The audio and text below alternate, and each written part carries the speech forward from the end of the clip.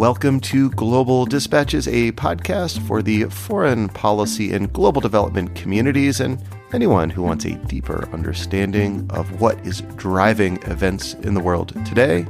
I'm your host, Mark Leon Goldberg, editor of UN Dispatch. Enjoy the show.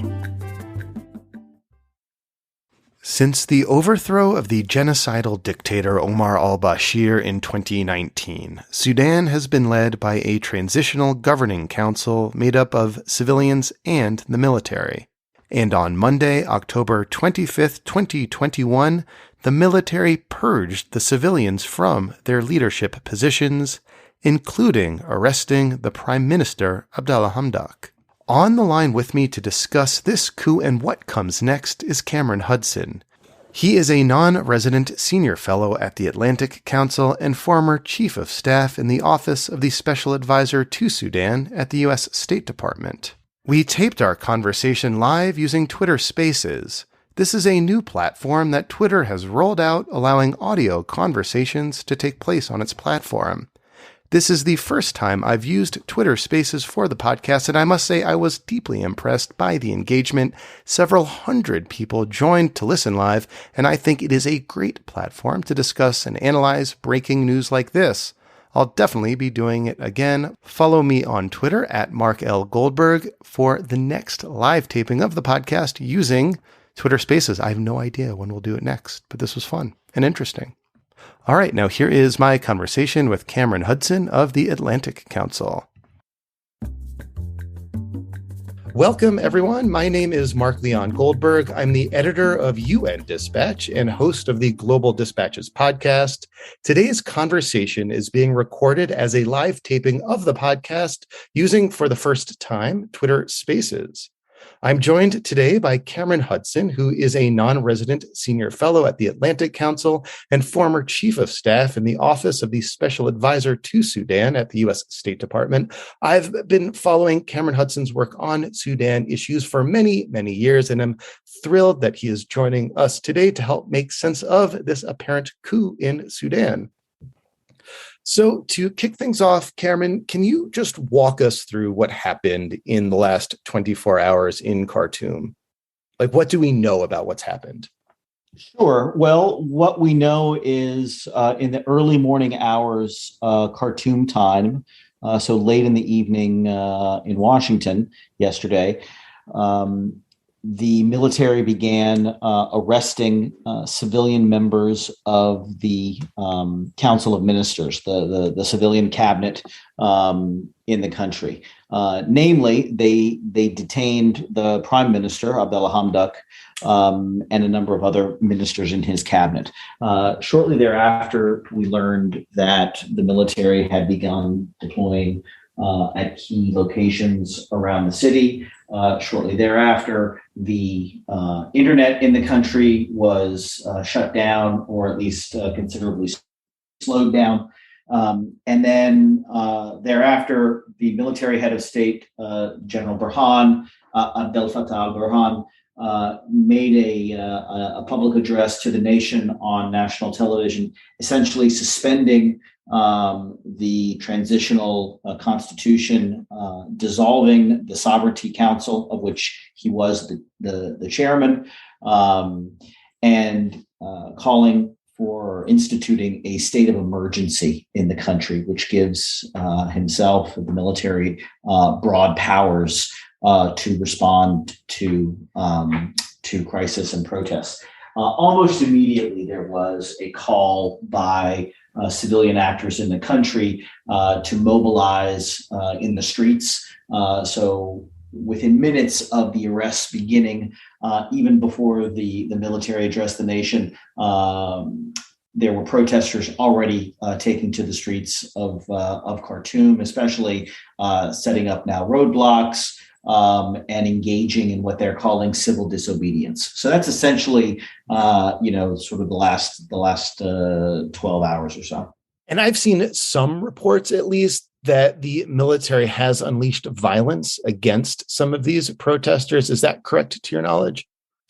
Those reports seem to be confirmed by the Sudanese Doctors Association. At least three killed, as many as 60 wounded is what I have seen thus far. But obviously, it's hard to ascertain exactly the state of things right now, given the difficulty with communications. And what was the ostensible justification given by the coup leader, General Abdel Fattah Burhan, for undertaking this action? Well, again, he has placed, I think, the responsibility for the failures of the transitional government thus far squarely on the civilians, not necessarily on the prime minister, but on there's essentially two groups of civilians that we often talk about or conflate in Sudan. One is the civilian cabinet, but the other is this Forces for Freedom and Change, this sort of broad-based coalition of political parties, unions, student groups, who were really the driving forces behind the protest movement in 2019, and who largely remain outside of government, but who are themselves, parties to and signatories to the 2019 constitutional charter. So, he is essentially made the argument that it is those forces who are responsible for the delays in implementation of the constitutional charter, because of the infighting, because of the corruption, because of their inability to be organized.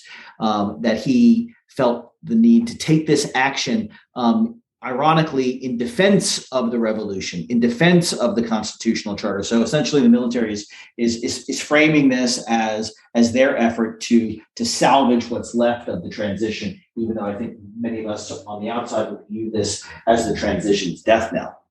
So, based on what you've just described, it seems that to a large degree, the coup that happened today can trace its roots to the unstable political system that was created in the wake of the ouster of Omar al Bashir, who, I'll remind listeners, ruled the country from 1989-ish up through 2019. Can you just kind of take us back to 2019 and explain how it was that Bashir was ousted from power, and describe the transitional council, that force, that sort of political coalition of civilians and military leaders that took his place upon his overthrow in 2019? Sure. So I think there's been, there was a mounting frustration in the country, both politically but also economically, in late 2018, early 2019, that put hundreds of thousands of people into the streets. And I think for the first time, which made 2019 unique in Sudan's political history, it was a real coming together of disparate professional groups,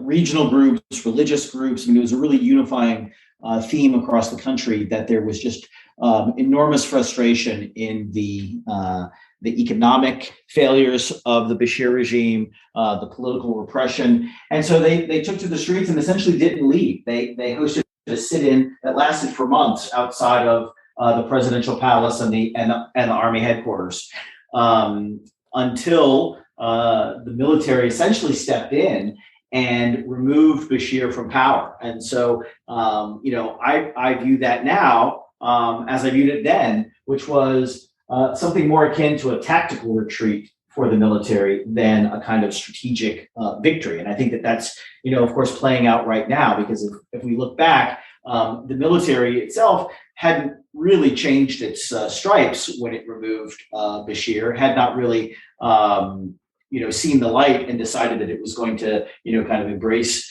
civilian democratic rule. It removed Bashir because Bashir was the pressure that was building on, he was the representative, the face that was building, but that pressure was on the military government that he had put in place. So as the tensions continued to mount, even after Bashir was removed, a coalition of countries stepped in to try to mediate a negotiated settlement between the civilian forces protesting for change in the country and the military, which was trying to hold on to power and also, hold the country together in some respects. And so that negotiated settlement resulted in this constitutional charter, which created a 3-year transitional government whereby civilians and the military would share power on what they called the Sovereignty Council, essentially the executive body of the country, and that there would be, in parallel to that, a technocratic civilian cabinet, which would propose essentially reforms to the country's body of laws that would be then approved by the Sovereignty Council. And I think what we have seen over the course of the last 2 years is a real failure of that Sovereignty Council to act in the way it was intended to act. So you see the civilian technocratic government proposing reforms, trying to bring about the reforms that are necessary, and hearing stories within the Sovereignty Council, chaired by the military, that they were not bringing these issues to a vote or to a decision, and essentially kicking the can down the road of any reform effort that would see the power of the military curtailed in any way.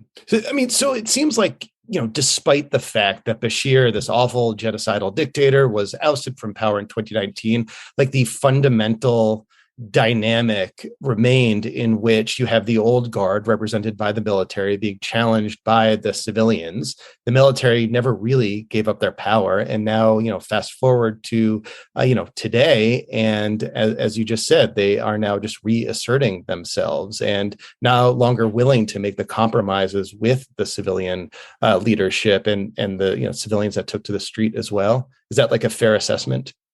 Yeah, I think that what the military has been trying to do is sort of have its cake and eat it too. It's been trying to avoid the very harsh reforms that would see its power and wealth curtailed in the country, while trying to give the outward appearance that it was going along with all of these reforms and going along with this transition process. And trying to avoid the kind of outsized international pressure that was bearing down on them. And I think they ran out of time. What we have seen, what the cabinet has been complaining of, is a sort of death by 1,000 cut scenario, where it wasn't a coup, but it was, hundreds of different, slow rolling techniques that the military was using to avoid a kind of confrontation. And I think it ran out of the political space, it ran out of the time, and it was facing undue pressure. And that's, I think, what triggered this move today. So we are speaking at about 5:15 Eastern time on Monday. The coup happened, just really a few hours ago. The prime minister is being held seemingly incommunicado, detained somewhere. What have been some notable international reactions thus far to this coup?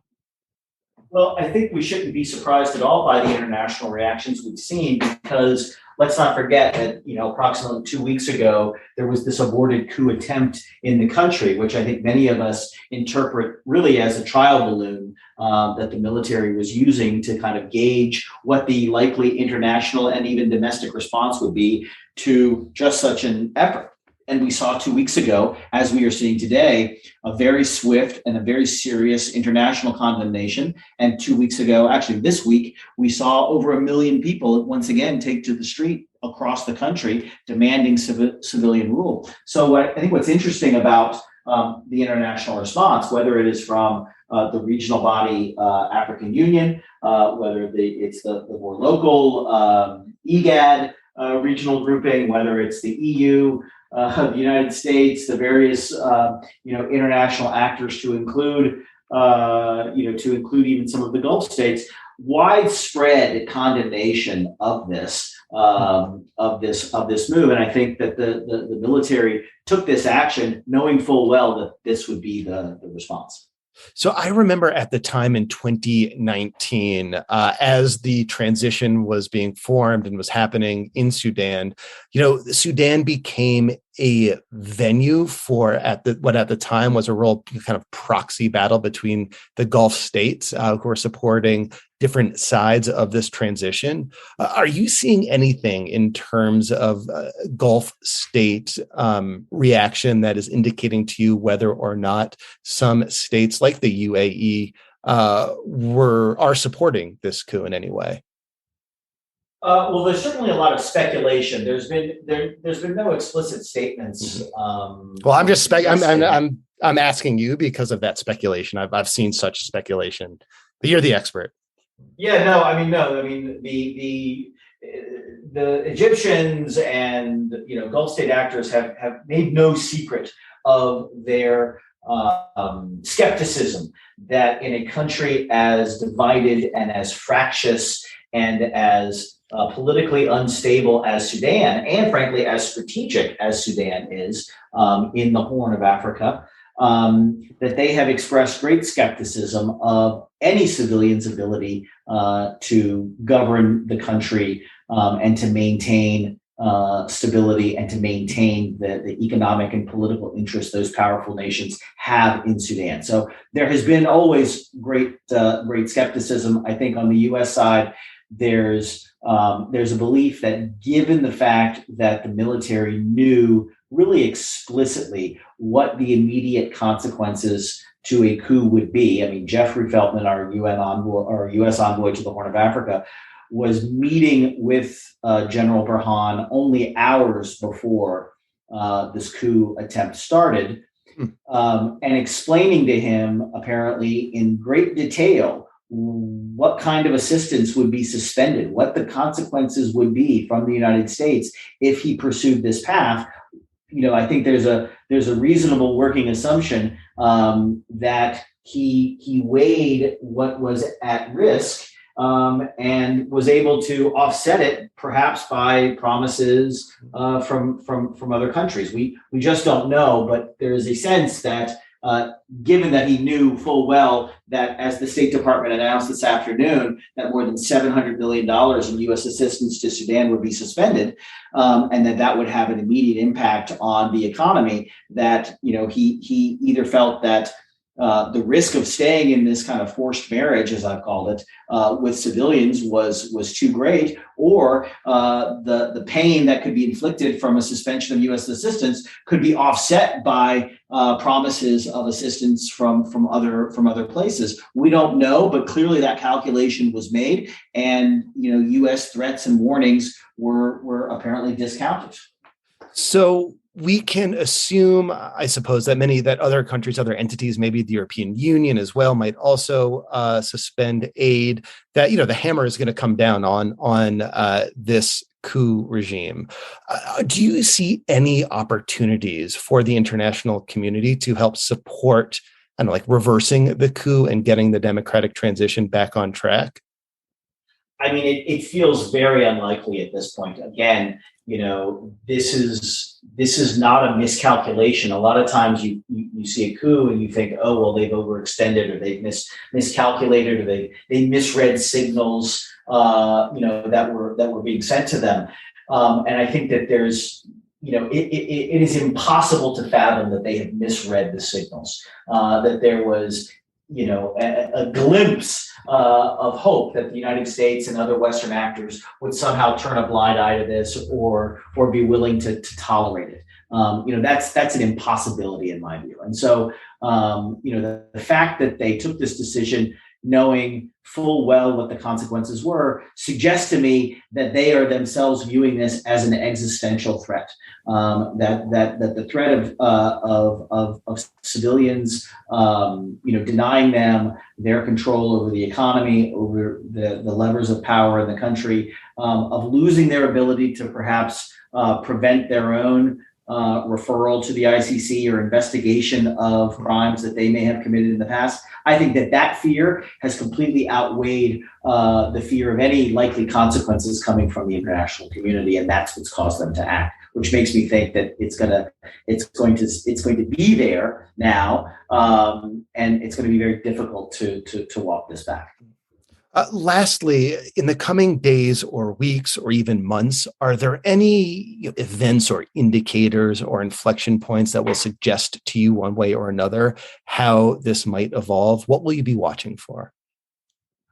Well, I think that the most likely scenario in my mind right now is that the military is going to um, try to step forward and you know carry out the tasks that were not being implemented during the transition. So they will likely try to seat the legislative council. They will pass some of the reforms that they have been sitting on as a way to demonstrate to the international community. You see, we were not the ones that were impeding the progress of the transition. It was in fact all of this this rabble of civilian politicians that was impeding progress. And now that we're in charge, we're going to fully implement this. They've already announced that they're going to move up the date of the election, that they are going to carry out some of the elements that people were complaining about having not been implemented. So I think they're going to try to be slightly more Catholic than the Pope going forward. But I think that that's going to be a veil to mask their true intention, which is, my guess would be, to stack these institutions with people who will continue to protect their interests in a way that they couldn't count on the last government to do. So this is really, even though they're kind of wrapping themselves in the banner of the revolution and trying to, proclaim that they are the true defenders of the revolution, they are in fact doing just the opposite by throwing out the civilian government, by suspending key elements of the transitional constitutional charter. They are in fact, really destroying this transition. Well, Cameron, thank you so much for your time on what I know is an insanely busy day for you, a big, historic day in Sudan, not for the right reasons.